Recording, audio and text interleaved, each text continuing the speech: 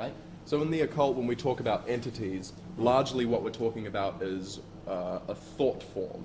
Sure. So what that is a sort of connection of memories and smells and emotions and ideas that are all linked together in one thing. So like a manner of being?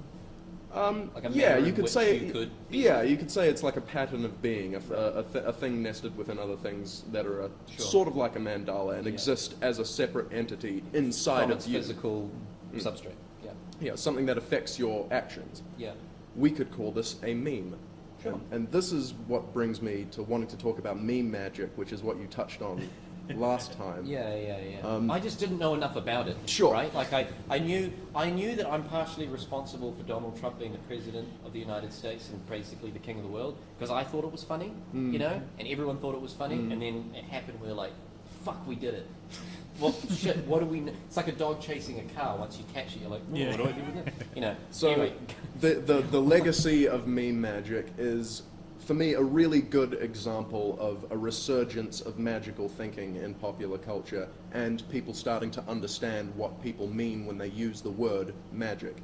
So most of the time when you say things like magic, people either think you mean stage magic, turning like poof, there's a rabbit there, or they think of some kind of Harry Potter sort of shit. But the definition I laid out earlier, the changes in perception and consciousness in accordance with the will, is a little bit more broad, but Right. it's also something that you can do quite a lot with. So, when we talk about these shit posters on the political board of 4chan trying to sway the elections and the perceptions of the American public via use of memes like Pepe the Frog, they were not just using the meme, they were using everything that the meme is connected to. Right. So, they discovered that there was this Egyptian frog-headed god of primordial chaos named Kek, whose female version is named Cuck. These are very loaded political terms that just happen to have these coincidences occur. Yeah. And that sort of links in with that Jungian idea of synchronicity, right? That So what you're saying is that Donald Trump is playing 5D hungry hippos with our brains. no. I guess what I'm saying is that Donald Trump is the light that was ushered in by Kek in the minds of these meme magicians. Right. So you can Google Kek as a deity from the Egyptian pantheon. That and the Wikipedia article on it will tell you that it is the god of primordial chaos for the sake of bringing in light. It is the bringer in of light. It is the darkness before the dawn. It is the non-existence primordial waters before the creation of everything. It's also, in a surprising amount of religions, or like especially tribal religions, they've used frogs as a symbol of something bad that's going to happen. Because frogs are the first population to overrun things and leave the water if there's something wrong with the water supply. If the water's like They got getting toxic, they got they'll sensitive leave. skin, those poor frogs. Yeah, and now they're being turned gay. Yeah. Well, if you think about it, the realm of the internet that was inhabited by, let's call them normies, normal people that don't think much about this sort of thing, people on Facebook, people on Reddit, they were overrun by a plague of frogs, just like in the book of Exodus. Right. So people I'm with you. yeah, people using all these different connections, trying to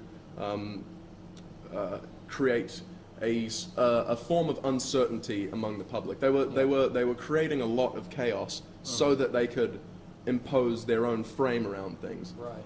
And when you think about things like postmodernism, that is a complete dissolution of values, a dissolution of separation of any one thing from another thing. Everything's a sort of fluid It's sort of homogenized, soup. yeah. But that creates the conditions necessary for you to put a frame on something. Okay. So that's what is meant when a wizard casts a magical circle, or a magician. Right. So in all these different ritualistic rites, the first thing you do is cast a magic circle because it's protective. But it's also, when you step into the magic circle, you're stepping into the center of your universe, the universe that you have control over.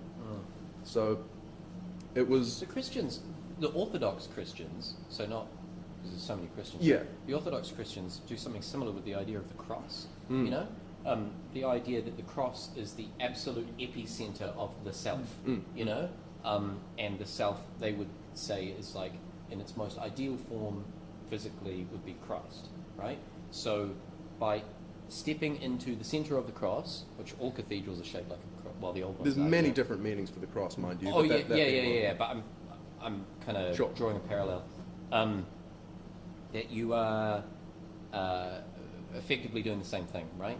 It's like it's, for lack of a better way of saying it, it's your world,